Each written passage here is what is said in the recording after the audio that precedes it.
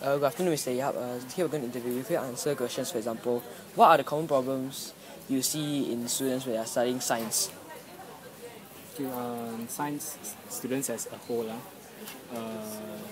usually for science it's also because of the curriculum time. The teachers are not able to give a lot of examples to increase their interest in the subject. Right? So science to a lot of students is a very dry, a very theoretical, very conceptual subject. So if the students are able to be given time to explore, to find out a lot of things on their own, I believe they will have the interest in trying to find out science, I say. So problems, I think, is the level of interest.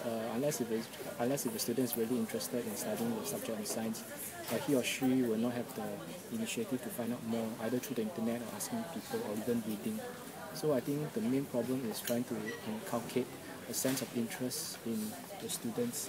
Once the interest is there, they will. Once the interest is there, everything will come in naturally.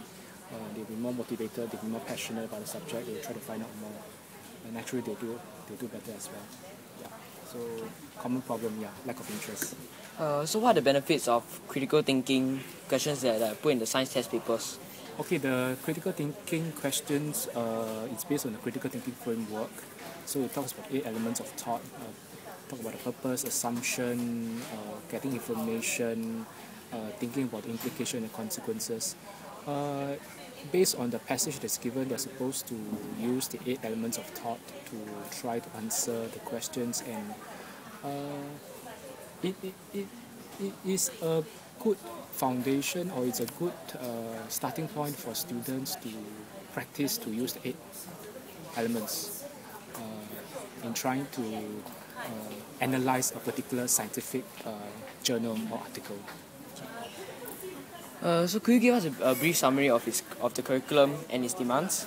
Okay, for Sec 2 itself, I think the demand for the science curriculum is pretty heavy. For example, your chemistry and physics, a lot of things that we covered is actually done in Sec 3, in other express schools. But having said that, I think the students in the schools are more than able to learn and pick up these skills and knowledge.